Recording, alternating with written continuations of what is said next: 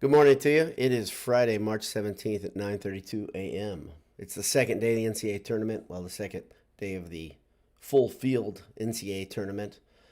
And Purdue will play in about, 8.5 hours. So we're into it, right? Things are going, and I want to talk a little bit about the emotions and the kind of the feel of the day and how all the talking stops and doesn't matter this week. This is a big deal. So Purdue. Let me get to the sponsors. Thanks to Martin Vintage over at martinvintage.com. Grab a T-shirt, grab a sweatshirt, enter boiled at checkout, and you'll get 15% off. Also, when you're on campus, head over to AJ's. Eat AJ's on Vine. Wait, let's do this again. Head over to AJ's. I was just complimented by my pitch by a friend of mine saying that I did a good job with this, and I've just done the worst job that I've done all season. Head over to AJ's on Vine.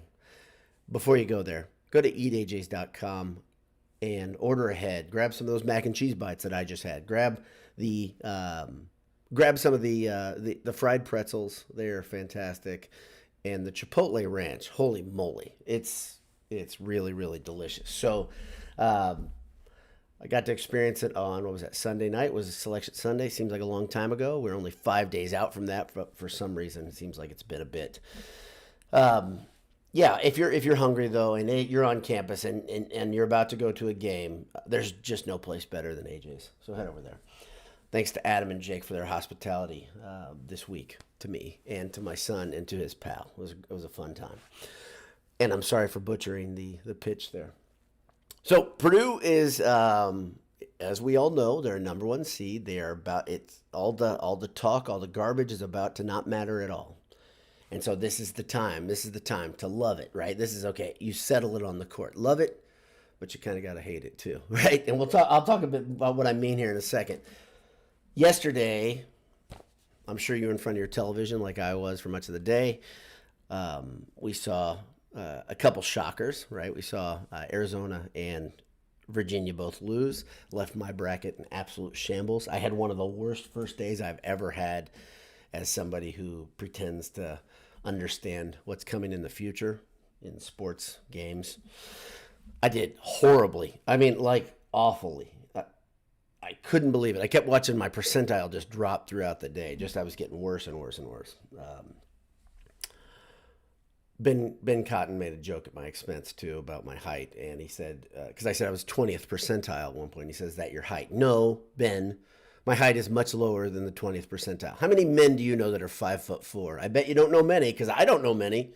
So I'm probably in the first percentile, I'm guessing, in height for full-grown men in America. So it is what it is, man. I can't deny that. You meet me, you're gonna see that. You're gonna say, "Dude is short." So, no, Ben, your put downs are deflected away by my Wonder Woman gold bracelets. What do they call those? I don't know what they're called back on the show.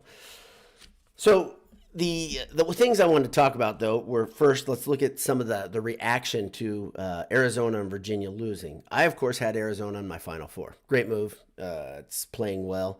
For some reason, I thought the Pac-12 had grown wings and become a butterfly. Sadly, the Pac-12 is not a good conference, and the teams within it aren't good. But I had, for some reason, again, UCLA as my champion and Arizona in the Final Four. Not good. Did not go well. And then I had Virginia going one round, getting past Furman. But I don't think many people had Princeton beaten Arizona. But here's some fun facts about that game.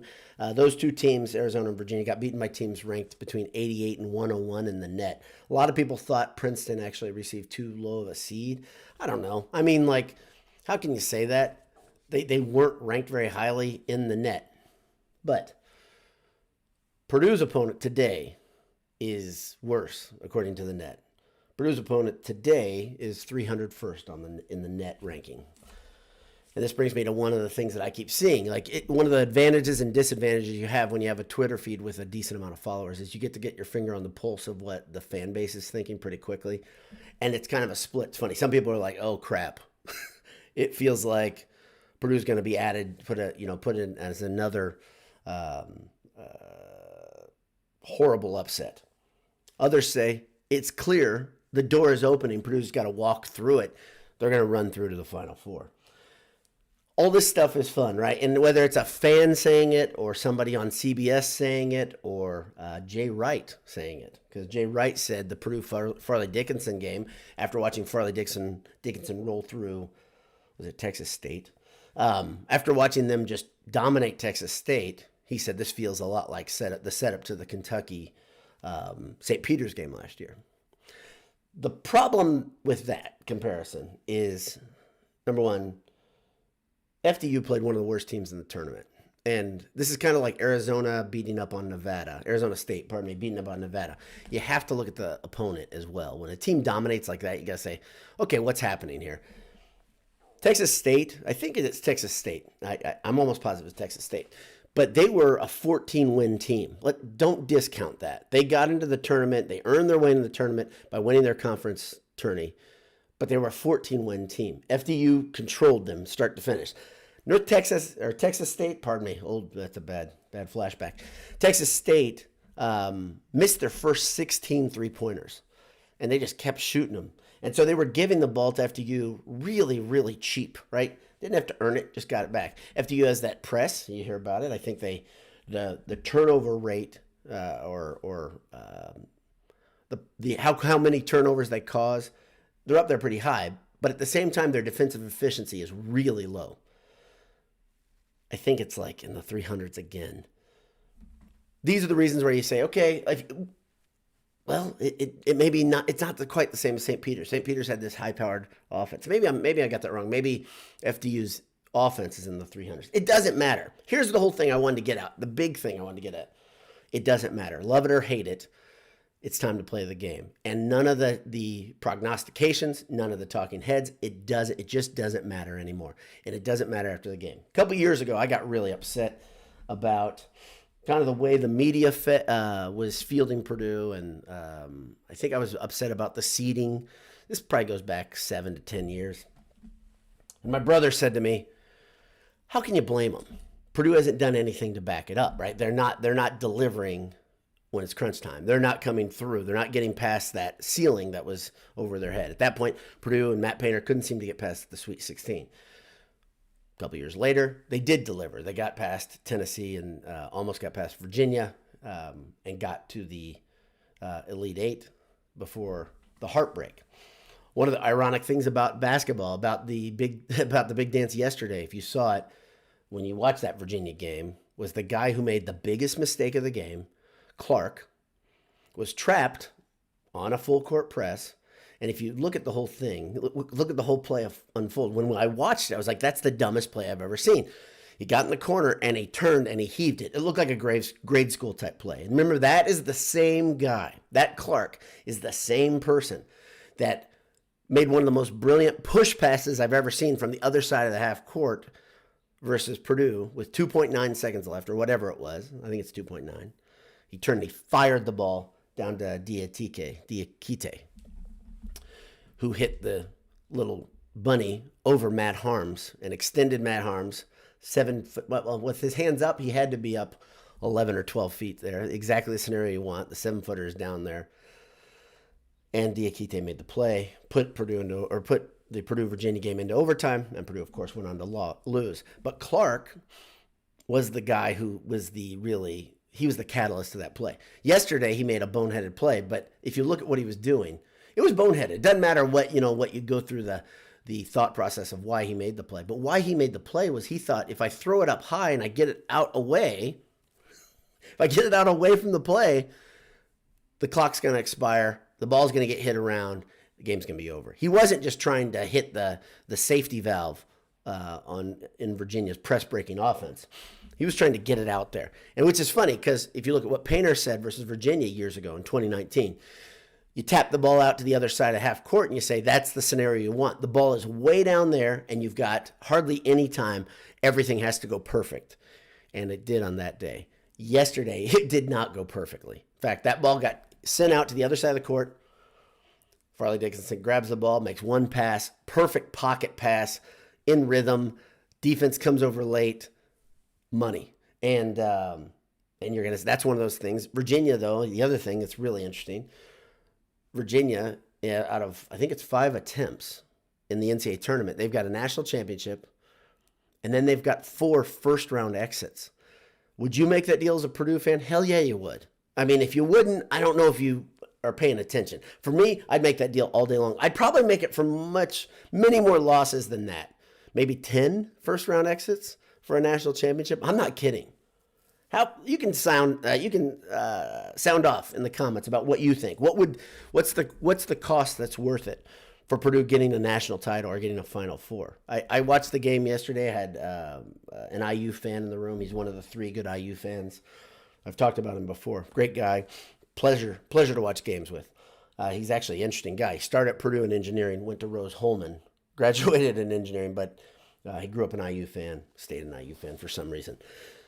And I was just saying, man, I just want to see a Final Four. Just want to see a national title. And getting past, right, getting to that final weekend of the tournament would mean a lot and would change my view on the world. Purdue winning a national title, though, altogether would be mind-blowing. I can't even get my head around it. Every year when I put together a bracket, I'm like, look at these matchups. It looks like Purdue could do some damage here. And then I always end up saying, no, I can't do it. I can't do it. And so I didn't have Purdue in the Final Four. If you did, I'm glad. I hope you're right. I hope I'm wrong, as I am every year. I'm wrong about everything, when it comes to picks. But like I said, this is it. It doesn't matter. That now you handle it on the court. All the stupid stuff of play-by-play guys or guys in studio saying, this looks like an upset. I mean, I can remember when Purdue played the Fran McCaffrey coach Siena team years and years ago, how the media was like, this is your upset. Pick this one. Purdue's going to go down to Siena. And of course they didn't, because Fran McCaffrey coaching the NCAA tournament is a bad combo. It's like chocolate and pickles. I mean, some of you probably like that for some reason. But I was trying to think of something that didn't go together. Shrimp and peanut butter. Just mercy. Fran McCaffrey doesn't have it. And Iowa, of course, lost again yesterday in the first round of the NCAA tournament. Another one that I remember, was it the Baby Boilers were playing? Were they playing Washington? It doesn't matter. I can remember a couple times, though, that was actually a pretty evenly matched game, and I think that was in either round of 16 or 32. But when Purdue is picked as the sexy victim of a upset, that always gets under my skin.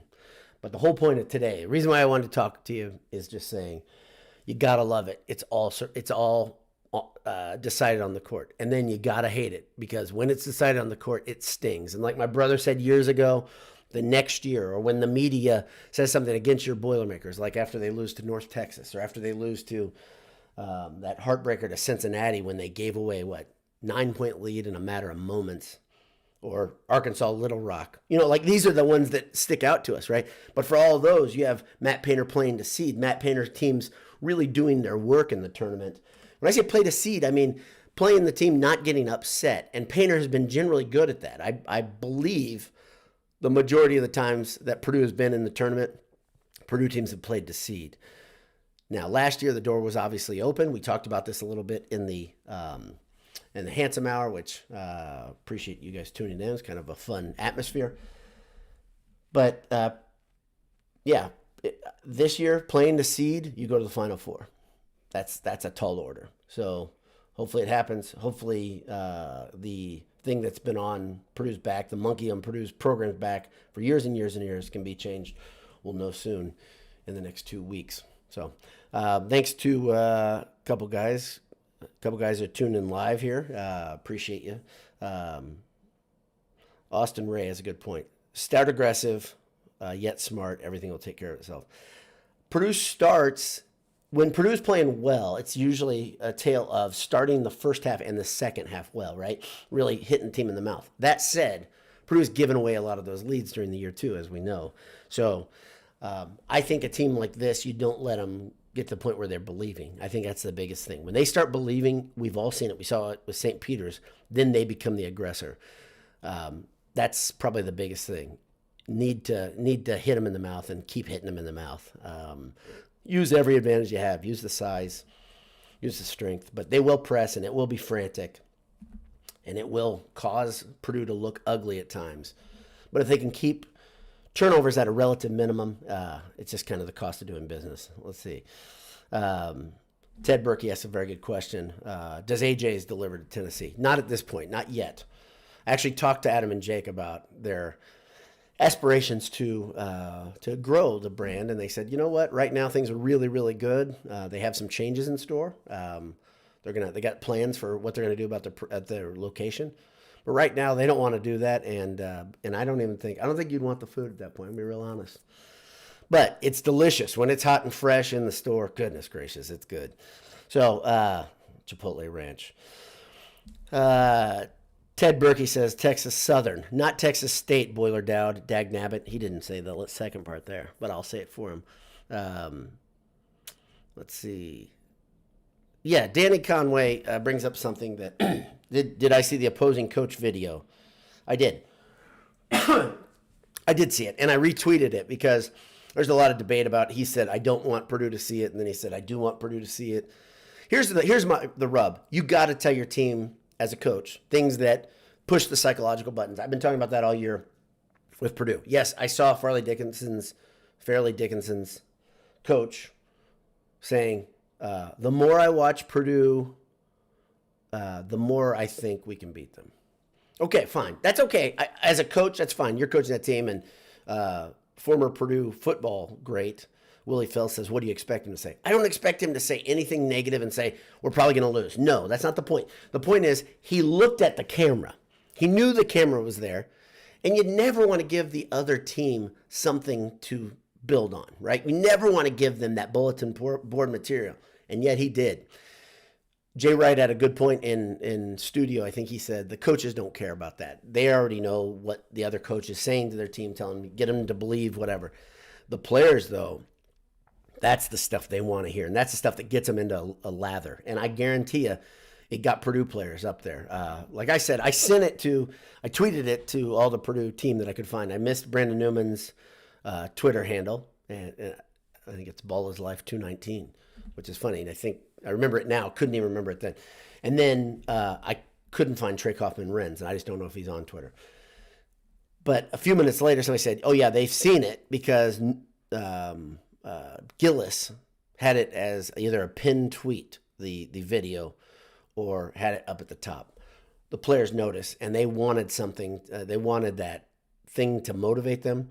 So they've got it, and they've seen it. And, yeah, it was a dumb thing for that coach to say. But like Willie Fell said, you don't expect him not to say something like that. But that was oddly specific, saying what he's intimating is, I've watched Purdue on tape a lot. I get to know them really well, and I think we're better than them.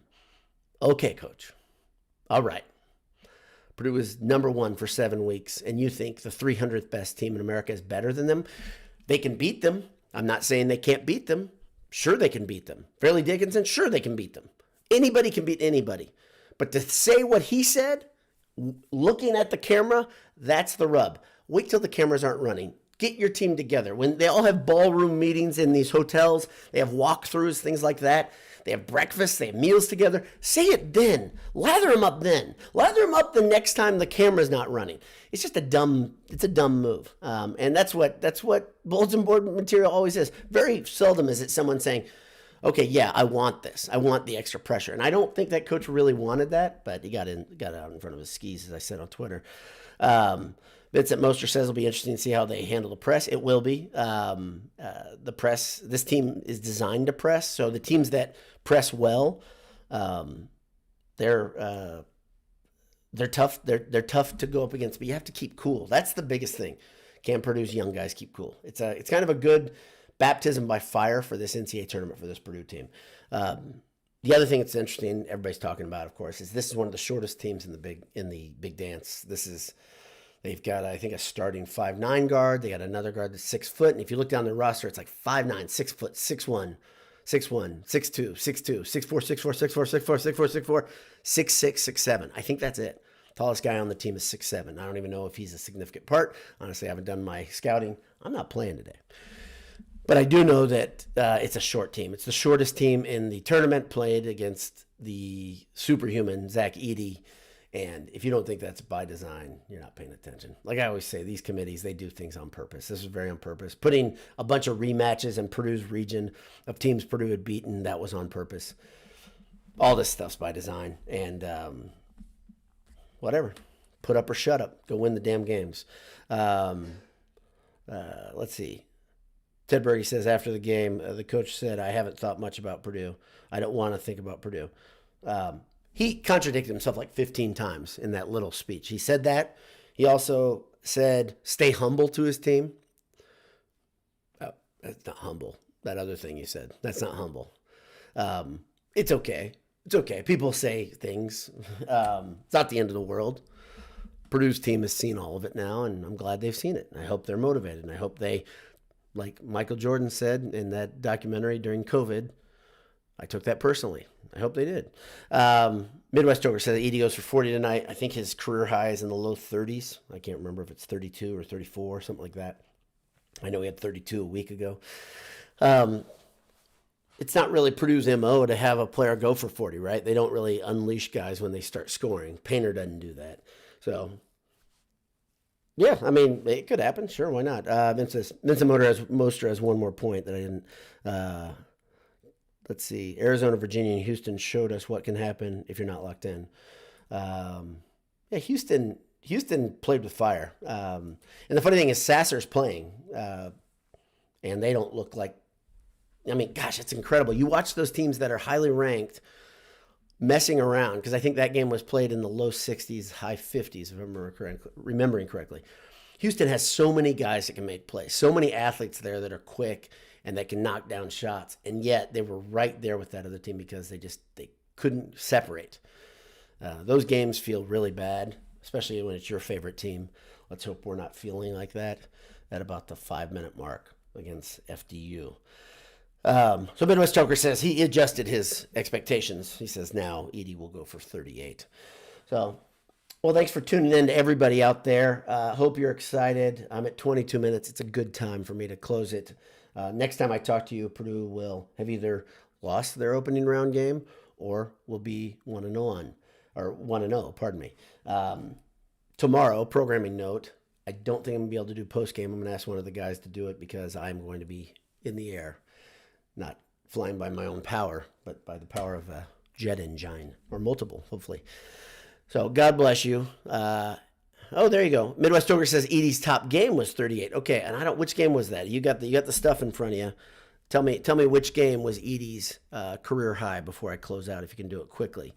So Edey's career high is 38. Midwest Ogre said he'll go for 40. Need of Being Verse says, I prefer to believe doubt has the powers of flight. It's, I don't have many other powers at this point in my life, so it'd be nice to have the powers of flight, but I am terrified of heights.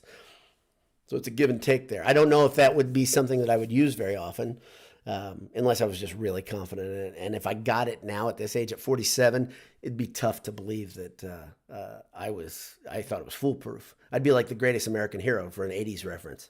If you don't know it, look up The Greatest American Hero. He couldn't land. He couldn't control the flight, so he would run into things. But he was still a superhero. Let's see. Tidberg said it was Michigan State at home. So I was at that game. So that's good. I was there, and I don't remember it. And it was weeks ago. But thank you. Yeah, that's great. Good brain. So, okay, I'm serious now. I'm closing it down. God bless you. Hammer down. We'll talk to you soon. Let's go Boilers. They play at, 6:50 this evening in Columbus, Ohio.